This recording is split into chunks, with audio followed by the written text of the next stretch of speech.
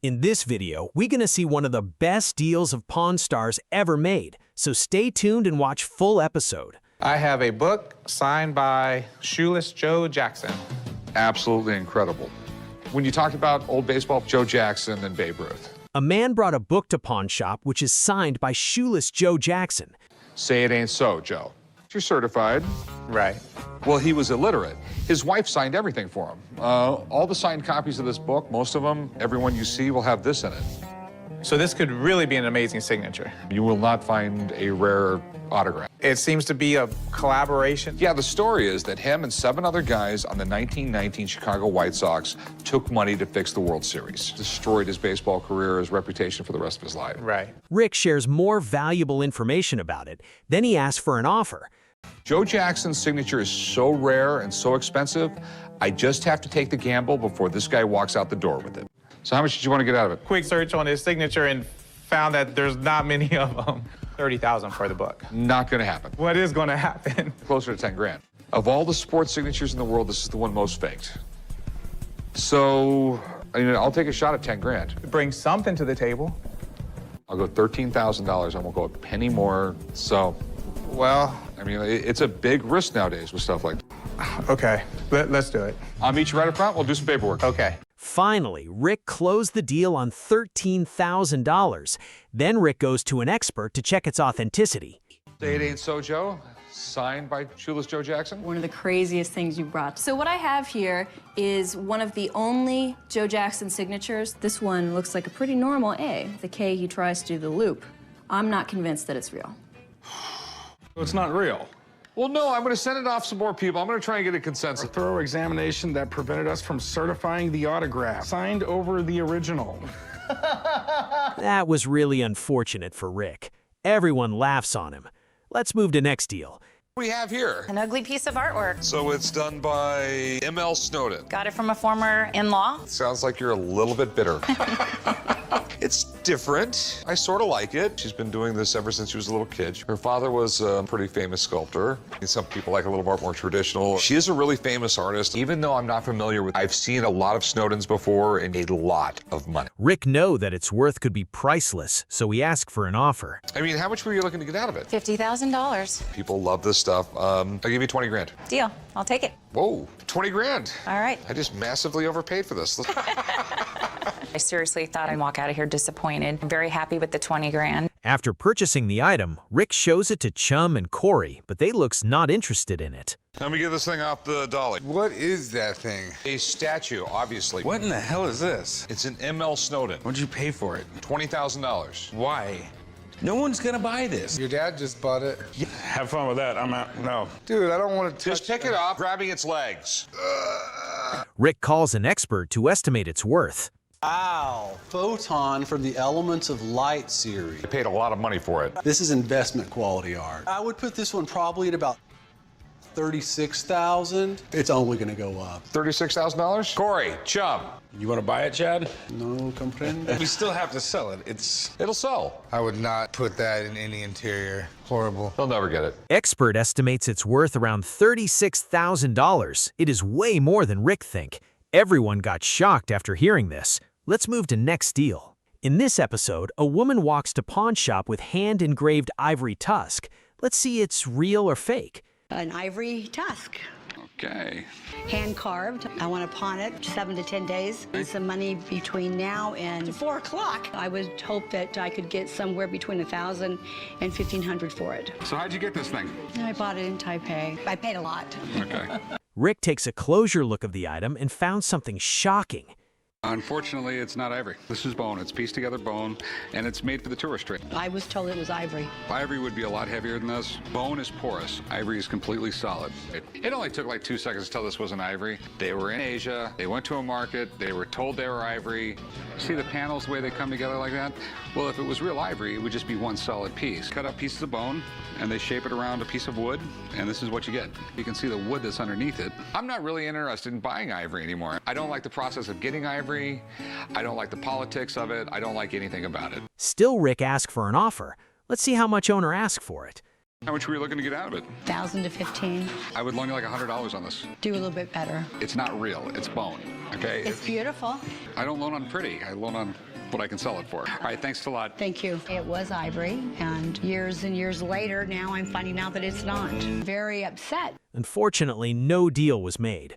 Let's move to next deal. Sell this gold coin if I could. A Spanish stamp here. So where did you get this? From my grandfather. He left a safe full of contents. Any other cool things in the safe? Not really, no. Not to my knowledge.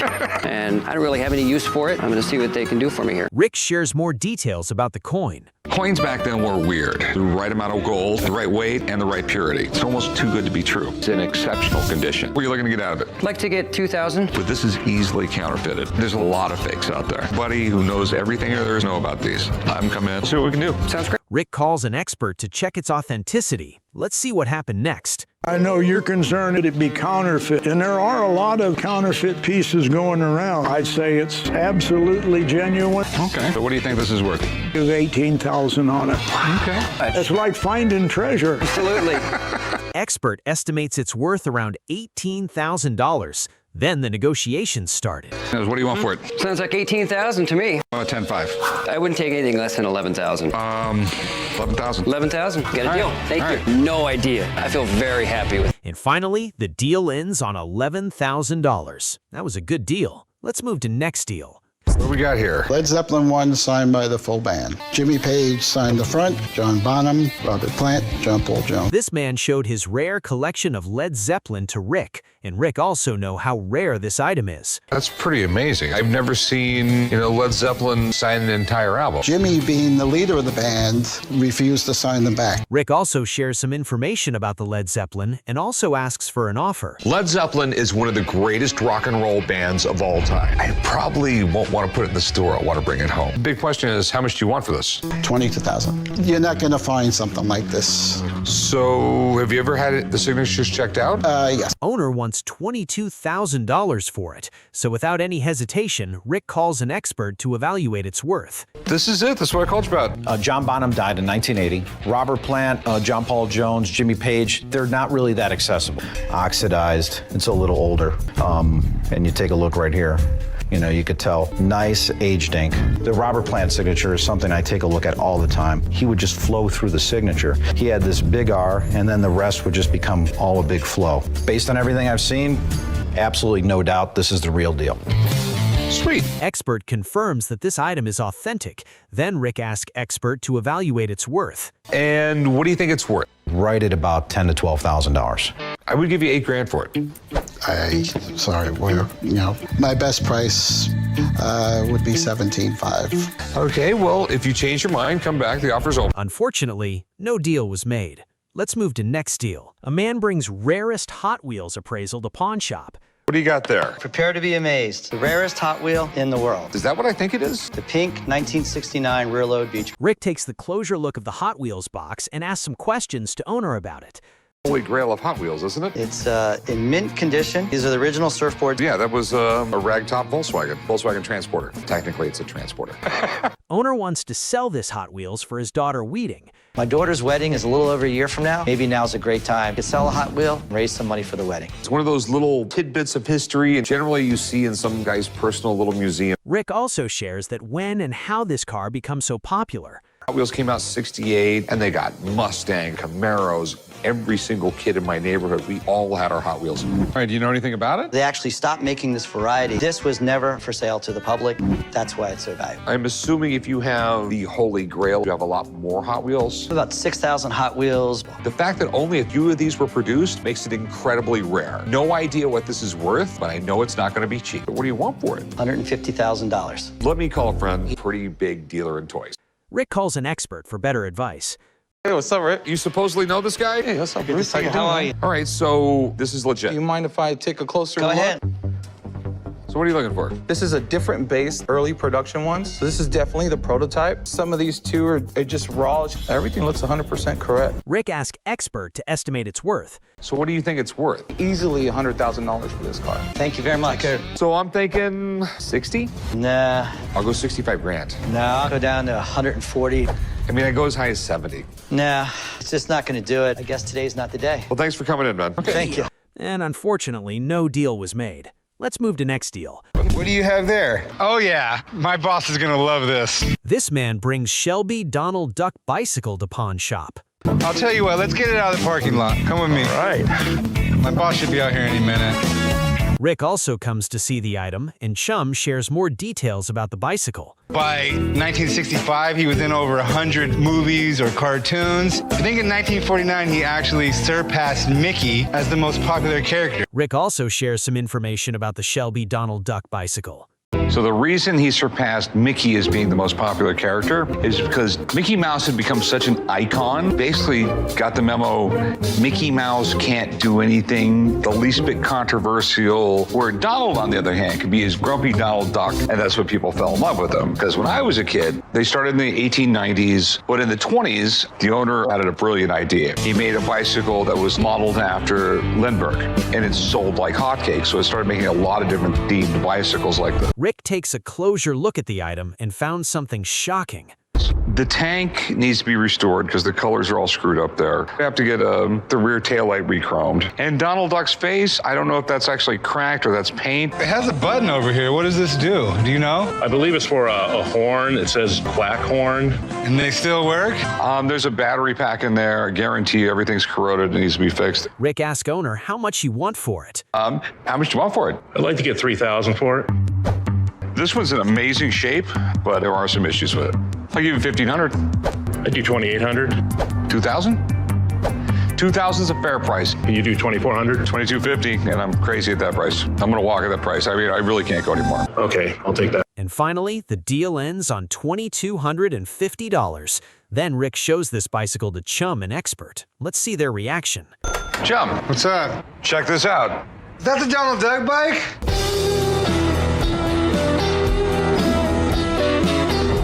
Donald Duck satisfied? Well, I got some bad news. It's not a true Donald, it's a clone. Well, if you look underneath, you'll find the serial number. And it says Shelby Co., but it also the first two numbers are 53. And that was 1953. Shelby only made this bike in 1949. So it's not a true Donald Duck. We all make mistakes, Rick. It'll be okay. That was really unfortunate for Rick. We all makes mistake in life. That was one of the mistake of Rick. Let's move to next deal. The Byzantine Empire books from an antique store a while back was actually inside the spine. Now, in 300-something, moved the capital of the Roman Empire, Constantinople. Backbone of their economy was coins like this. They are recognized all over the world. You have Christ seated at a throne. They depicted Christ there as more of a king than as a martyr. After lots of discussion, finally the negotiations started. How much you want for it? $1,900. It's not as big as you would think. Probably right around $1,100, I'm thinking. You see how thin the coin is? Yes. I'll give you like $800 for it. Nah, that's a little bit too low. You know, The condition's not great. 16? I'll go $1,100. Yeah, I guess we can do 11. Normally, I'd call my coin guy on something like this, but my gut told me just pull the trigger and buy it. Rick closed the deal on $1,100. Then he brings this coin to an expert. Here's the coin. Ah, it's fantastic. This interesting cup shape that it has was introduced under Constantine IX. He's on the reverse. Jesus Christ is on the obverse, the front. I have a comparison coin here for you. And this coin is as flat as a pancake. This one is like a shot glass. Well, this coin is not dated any more specifically than the reign of Constantine IX. So sometime between 1042 and 1055 AD. Rick asked expert to estimate its worth. What's it worth? 1,000 years old, very close to it. It's gold, are not always worth what people might think they are, for between $700 and $1,000 in this condition.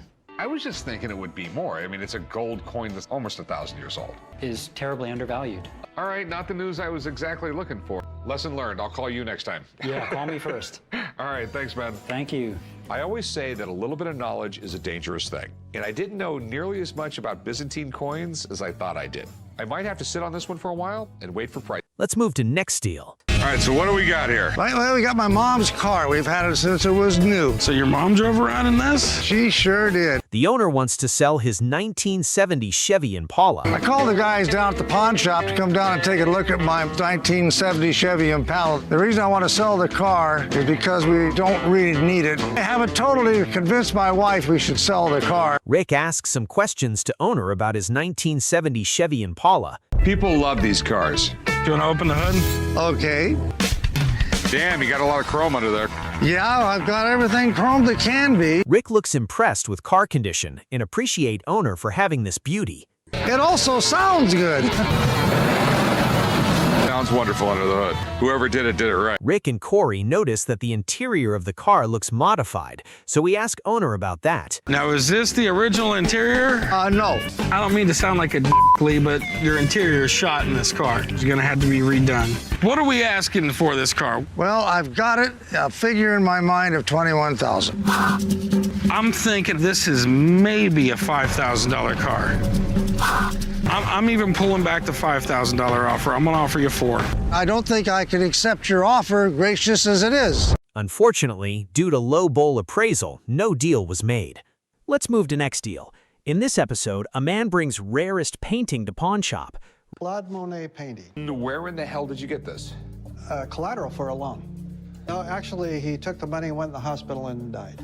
Do you have a date or anything else like that when it was done, when it was painted? I don't. Is there a title to it? It was just... I don't. He started arguably one of the biggest art movements ever, the Impressionist movement. Impressionism is named after his painting Impression Sunrise. That's why his paintings are worth so much money. Rick knows the painting, so he shares more details about it. They were a little bit blurry. That's Impressionism. But you could still see detail, and that's why they go for millions. The insurance policy for that painting displayed at the Las Vegas Museum of Fine Arts. May 1st, 1965. Our findings as follows. The painting is solidly constructed, casual canvas, a typical Claude Monet from his early period. Rick calls an expert to check its authenticity. I'm not qualified to say if this is real or not. Let me get a friend down here. And when you think of fine art masters, Monet's right up there near the top of the heap. Important artistic movement of the last 200 years of Monet's brushstrokes. Impressionists were all about, as the name would indicate, he usually had some texture in his pieces, and this, again, there's very little of that. The way that they were able to configure and juxtapose started painting very early, so what's early period? It doesn't really tell you a whole lot. He also was known for having a very, vibrant palette. All of the master works that you see, if it's authentic, this could be a $5 million piece. I'd like to get a second opinion, and just because there's a few red flags that I see, he may not see it that way. Painting is so real that expert needs second opinion for this item. Expert comes and shares more details about it. The man that I go to in our gallery when we have masterpieces come through just to verify authenticity. Before to look at the name, you look at the technique. It will be a very important Monet because the size. He is a painter from the outdoors, from the landscapes. Monet is known for that quality. See cracks in the painting, absolutely not one crack. That's interesting. Monet will have showed this with shadows. This will be much more pronounced. This is too flat. If we look on the back of this painting, at the texture, the canvas, you will have all the oil paint sweating through the canvas. Here you don't see that. 150 years old. Rick asked, is this painting real or not? Let's see what expert says. So is it real? Not real. Not real. Ugh. Expert confirms that this painting is not real, so no deal was made. Let's move to next deal. In this episode, a woman walks to pawn shop to sell rare Kalima pottery duck. What do we have? Pottery duck from Kalima, Mexico. All right, Pops, you know anything about ducks from Kalima, Mexico? A little bit. You liked rubber duckies when you were a kid. He had a blast with them. Seller shares some abnormal things about this Kalima pottery duck. I got the duck from antique shop in Scottsdale, Arizona. Ever since then, weird things happening around the house, falling around the duck. So that's why I'm looking to sell it. I'm asking $4,000 for the duck. It does have magic power. Rick looks curious about the item, so he asks some questions to owner about it. still see it was in the kiln. Went into a kiln like this, and it came out with those beautiful finishes on it. I mean, that's how beautiful they did it. How much are you looking to get out of this? About 4,000. It could be very, very old. Incredible condition, which is kind of scary. Any place you go in Mexico, there's like counterfeit versions of stuff like this. I'd like something to look at. Rick is not sure about its authenticity, so he calls an expert for better advice. Expert comes and shares more details about it. What's up, Bob? How you doing? That is quite the duck. 2,000 years ago, they made animals go into a tomb, and they'd lay the body, place these animals around. All of the animals they would put in the tomb had a function. Most of them were to be eaten in the afterlife, and this form, very rare. So what's it worth? It's stunning. 8,000. Okay. You're not going to whip out your x-ray machine or anything on it? It's got all the signs you want to see. Expert estimates it's worth around $8,000. Then Rick started negotiation with the owner. So you want $4,000 for it? Okay, I mean, I give you $4 because it does take a long time to sell it. Okay, awesome. All right. And he's going to pay her in $100 bills. That was one of the quick negotiations from the Rick. Both looks happy after that deal. Let's move to next deal. I got a couple of Scottish blades here. Handed down from me from my dad. My grandfather was overseas around World War II, and he had bought these over there. So do you know anything about these? Called the Dirk, and this is the Dagger, around the 18th century. Well, I'd like to sell them, $4,000. Owner wants $4,000 for it, so Rick asked more details about it. They put a photo negative above the blade. They put some chemicals on the blade. They blast some light on it. The acid reacts with the light and zap, it's there. This is a reproduction. This is not silver. This is really poorly sand casted all along here. This is photo etching along here. This one I'm confident is not worth anything.